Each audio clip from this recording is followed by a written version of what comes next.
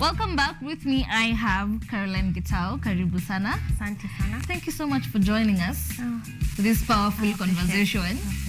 It's a pleasure to have you here. Will you take us through who is Caroline Gitau? All right, my name is Caroline Gitau. I am a Kenya Works Program Coordinator, and I'm glad this morning to be here presenting 16 days of activism against women and girls. Yeah, I'm so passionate on working with women and girls and ensuring that we end violence against women. Yeah, because actually women and girls, they have great potential with them, and it's our duty to ensure that it's all accomplished. I agree. In this year's edition of the 16 Days Against Gender-Based Violence, we're mostly looking at ending some of these practices that cut short the potential of these young girls and young women in the future. Maybe take us through some of these practices. What are some of these practices? We've seen one. We've seen the young marriage, child's marriage. But then there's also FGM. There are a lot of harmful practices that actually cause violence against women and girls. And as you have seen, one of them is early marriage. Early marriage is marriage that happens to girls under 18 years. It's actually illegal in Kenya for girls, for children under 18 years to get married. Yes. But these cases are happening on a daily basis in most of our communities, whereby they have most of our community have accepted it as a normal thing, and less is being done about that. So that is one of the things that really falls under the gender-based violence. Another thing is FGM, as you had mentioned before, female genital mutilation, whereby we have cutting of female genitalia, whereby these actually, most of these practice is done because of pressure from the community, because of the cultural beliefs, which actually most of the times it brings bad effect or negative effect to the health of the girl and also the future, the education, because as we all know that most girls who go through the FGM, most of them don't end up completing the education because they are termed as women who are fully grown to be married. Yes. So that is one thing that really causes early marriages. I think another thing is domestic violence. Domestic violence also is one type of violence that has really being persistent in the community, whereby women go through domestic violence in their homes, and most of them don't speak about this, which we are really encouraging to speak about it, to know it's not a normal thing for a woman to go through this. Most of them are brought up knowing that or believing that a woman should stand that, which we should not. You should be strong. You should be strong. You should be there to hold on to your family. If you move out, you're termed with negative names. So therefore, that myth makes women, most of them, to remain in such harmful, violent environments, unfriendly environments. Exactly. Yeah. We have many other forms of violence. We have psychological. Most of the psychological violence affect women in one way or the other. Most of the time, you will find the people who have been violated psychologically, it also affects them emotionally. Yeah. You will find people going through stress. Might be in the homes, not being actually physically violated, but psychologically. It's how you're being treated. How you're being treated, how it affects your brain, your feelings. You're being mentally tortured. Exactly. So by these, actually that is another type of violence that most people don't realize it's actually a violence. And we need to speak it out so that they know, I'm going through this violence and this is how I should tackle it.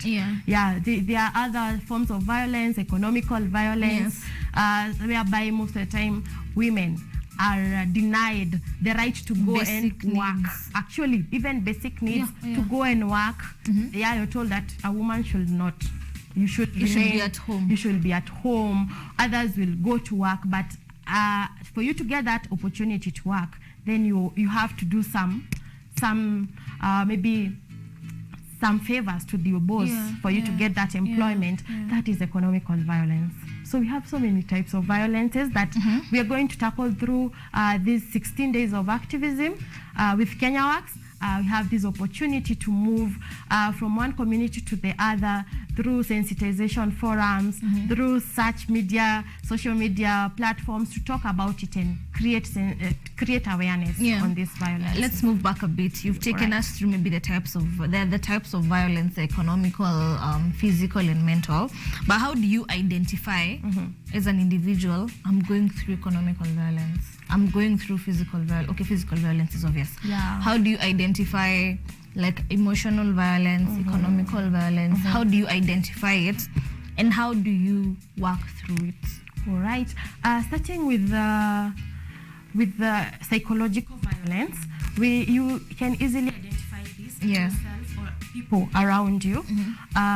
First, this person is normally stressed up, withdrawn from the people around them, and most of the time it has also the repercussions of it, which are, you can easily tell, depression, lack of productivity in whichever area they are in, and most of the time you will find that when one is psychologically violated, they are not able to think straight.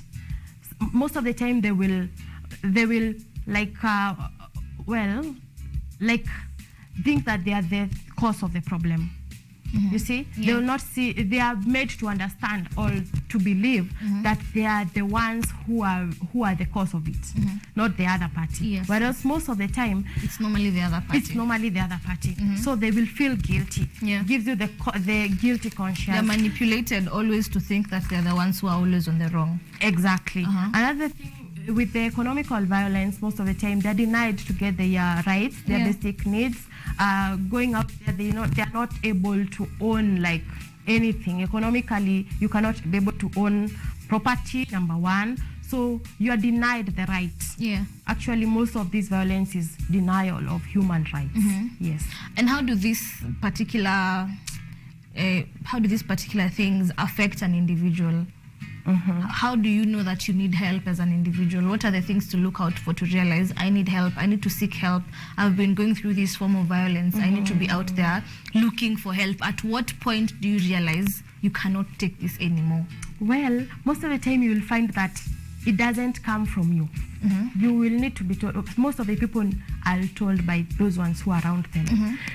Because as we had mentioned before, you will find most people who are going through violence, especially women, they tend to believe it's a norm. They are living like normally, like this is how I'm supposed to live, unless someone else from out there comes and tells you no, this is not normal. Maybe they might speak it out with someone else, but it's a rare case finding people speaking about the violations they are going through, because first they have not identified that they're going through a certain type of violence, unless someone else from outside comes and notes it and is able to enlighten this person who's going through the violation, then they can be able to act. And how do you act? Seeking counseling. First, when one goes through any type of violence, counseling is crucial. They need to be able to speak, to be able to heal from that type of violence they are going through. So healing needs counseling. They need to be taken out of that environment where they are going through the violation, and they need to be reaffirmed their rights. Most of the violated, the victims of violence, they don't know, they have forgotten, like they have some rights. They've forgotten themselves they have forgotten themselves. They're just living. Because I was even about to ask, do you also look out for things like the fact that you can't make decisions for yourself anymore? You have low self-esteem. Once you're manipulated and you're not thinking straight, sometimes you're not even able to make your own decisions. People make decisions on your behalf, and therefore that's why we say, like, one who is going through violence, they need to seek assistance. First, when you start seeing the signs of violations in whatever type of violation you start seeing, physical is most of the time it is, you can see it. See hearts, alama. Exactly, marks will really tell about a physical, but other forms of violence, it's really hard to identify unless you can see withdrawal symptoms, depression, people who are not, like you're in a conversation and someone just keeps zoning out, exactly, or they keep getting angry. Those are some of the signs you realize that this person is needs not help. Okay. They need help. Yeah.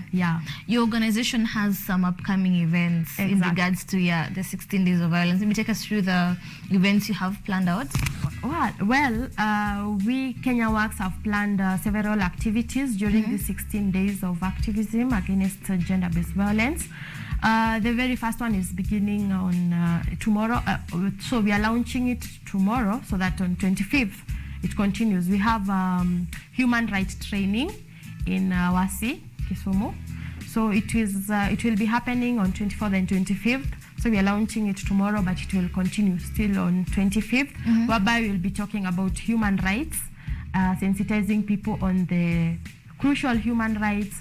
We're also going to talk about children's rights, legal actions against people who are actually perpetrators of the violences. We're also going to speak about how to make sure that you are parenting right. So it's all about positive impacts to the communities. This is something that we've been doing on a yearly basis. Annually. Take us through the annual basis, the things you've been doing every single day. What activities are these you do for women? All right. So apart from the forums that I just mentioned, we have a rescue center whereby we do rescue of girls who go through FGM and early marriages. It's called Miale Tumaini in Ongatarongai, Kajiado County.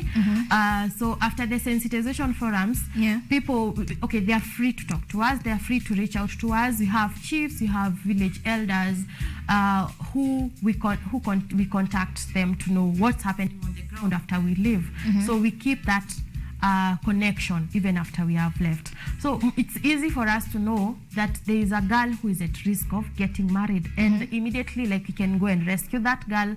And in case it has happened, because these things are not things which are put on the light.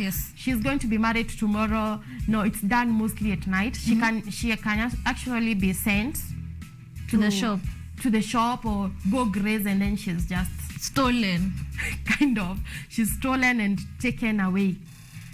You see, no consent is there. Actually, a child below 18 cannot consent to anything. Time ago. It happens even now in some communities who still believe in early marriages. You're sent to fetch water by the river, and then you're fetched together with your water. Imagine.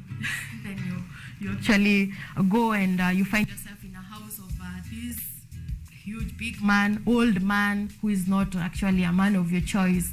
And because the video we just watched said that young girl was supposed to be married by a 33-year-old man. You can imagine. Actually, for that case, I can't say it is a better off, because there are some, I can't say it's a better off case, but there are others who are married by even older men than this one. So for this one, what happened, because we followed up the story, the girl actually, the man, the 33-year-old man, was given this girl as a gift from the father, from his father, because he is now old enough to get married, and he can't, for the culture believes that the first wife you should be given by your father. So the father to this man actually arranged everything, and that's why the girl was taken to him to marry. As a gift. As a gift, the first wife. But thank God we were able to rescue Joy's life, and right now she's schooling. She's back in school, grade 3. You can imagine, she was meant to be someone's wife. At grade 3? Imagine. I know. Right before we continue, let's watch a clip of some of your work just about now.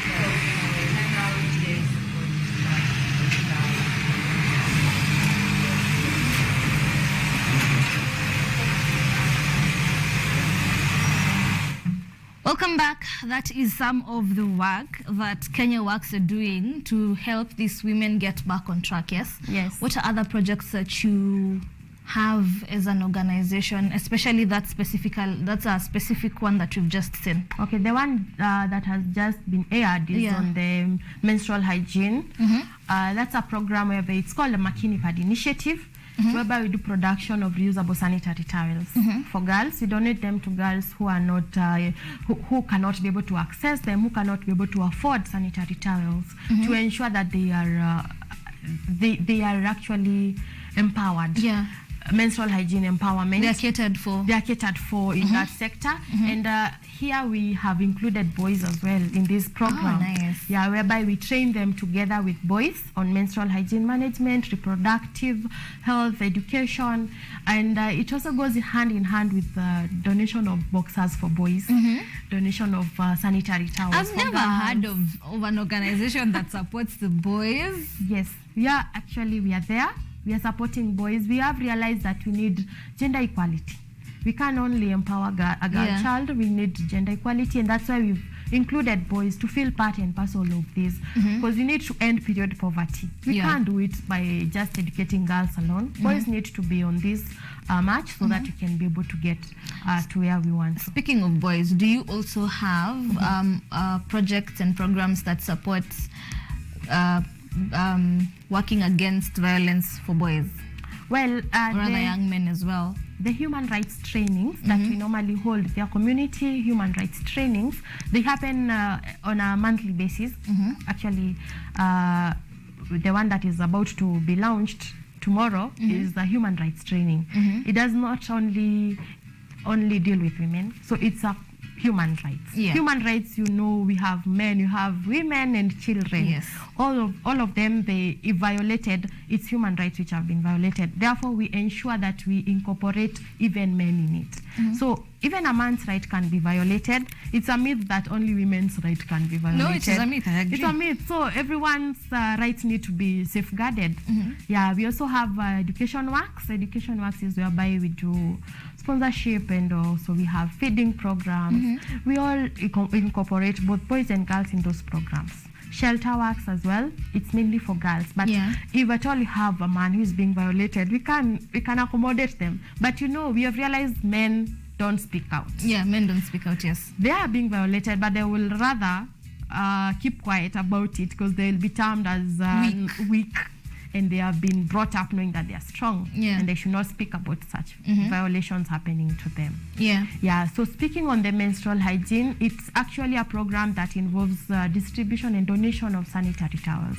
Kenya Works itself manages to donate like on a yearly basis. This year we had a target of 27,500 girls in marginalized areas, vulnerable girls who cannot be able to access a pad. So they are donated to these pads.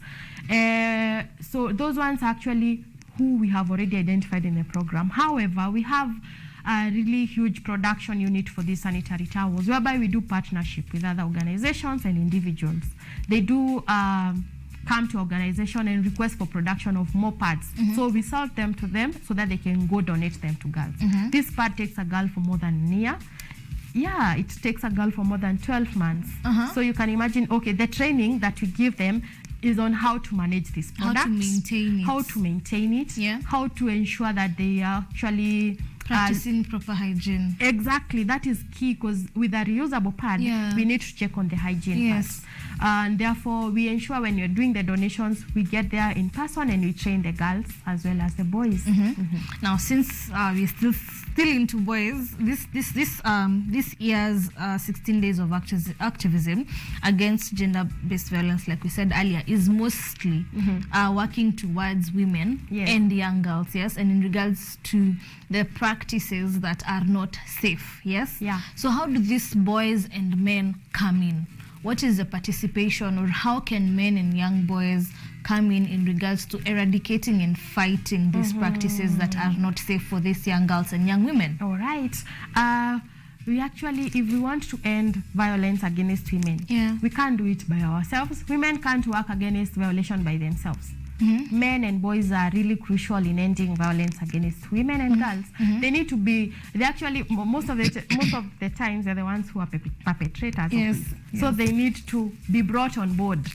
They need to be trained. They need to have this awareness of the causes of violation against women. Yeah. Women are their wives, their friends, their daughters, their mothers actually. Yeah. So men and boys are really crucial. Yeah. Most of the time actually they're the ones who are helping to end these violations against women and girls.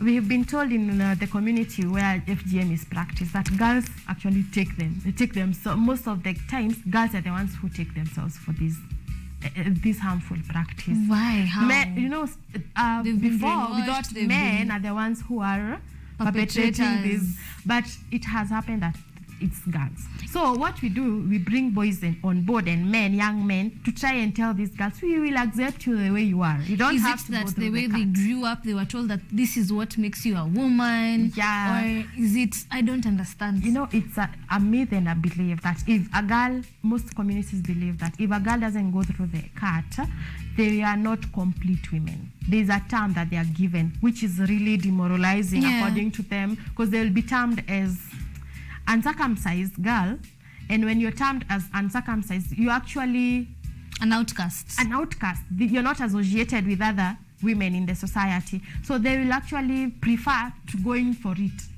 So by bringing men on board, it's really helping us, because men are telling the girls, it's okay, we are fine with you the way you are. You don't have to go through the cut. And by affirming them that they are complete women the way they are, then it's really contributing positively to making them better women. Yeah, and to making them not to actually go through the cut. Yeah.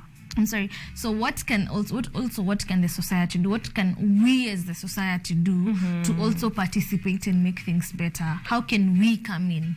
Well, the society includes everyone. Yeah. Everyone needs to know that the types of violences we have. Number one, we need to be aware, because without the knowledge of this type of violation, this is a violation that one is going through, will not be able to fight against it. So number one is let us all be aware. Let us all come in board to end it. How do we end it?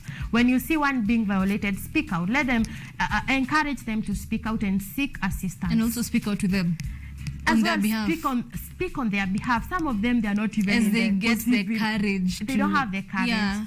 They don't have the ability to speak for themselves. So speak for whoever is your neighbor, your sister at home. Yeah. Men who are okay, I know violation it can be both towards ways. men or towards men. Yeah. Men who are violating women in the society, let us stop it. Women who are violating women, let us stop it. Yes. Yeah, men who are actually being encouraged to marry young girls, let us stop it. Let us give girls the chance to exploit their potential. Yeah. Yeah, to get the education. Let us not take away the child in a girl. Yeah. Let them be children. Let them grow the right way. Let them grow right. So we have this coalition or collaboration that we say girls should not be brides. So yeah, we are part of that coalition, and we are there advocating and campaigning that girls should not be brides. Yeah. Yes. Maybe take us through once again. And you had mentioned some of the activities that will be having between the 25th and the 10th of December. You can take us through now as Kenya Works, what activities you have set in place now during the 16 days of the 16 days of activism against gender-based violence, the activities you have put in place in order to support the cause that is now the 16 days of activism. Well, during these 16 days of activism, it has coincided with the school holidays. And this is the high season of the CAT. The FGM is taking place during these 2 months. It will be really high. Messy. Yes, because the communities who practice FGM, this is now their time. And therefore, Kenya Works, we have actually put more effort in training on FGM and forming groups in the villages to try and track girls who might be at risk of going through FGM, so that rescue mission can take place. So we are in Kuria and Magadi in Kajiado County, whereby we are doing these forums, sensitization forums, creating centers where we can accommodate some of these girls who might be at risk. So that is one activity we are doing, encouraging girls not to go through the cut.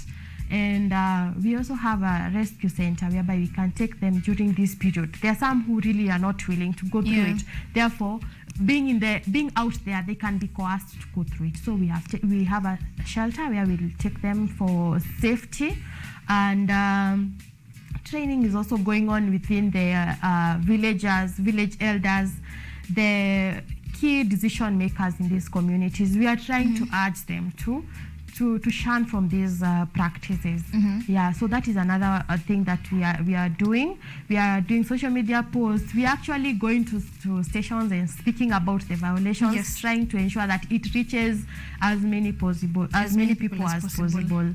Yeah, so those are some of the things we are doing. We're going to have walks.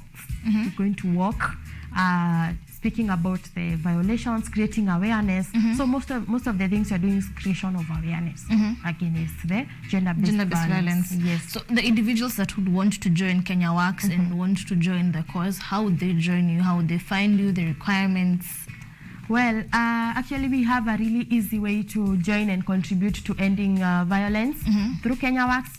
You can visit our website, kenyaworks.org, whereby you will find a page where it's asking you or requesting any individual willing to join in this campaign. You'll be able to read what you are doing, and maybe you can join us in ending this violence and you join into this campaign. Yes. Yeah, we are also located in Ongacharungai, whereby in an organization called Vicodec. That's where we are situated in.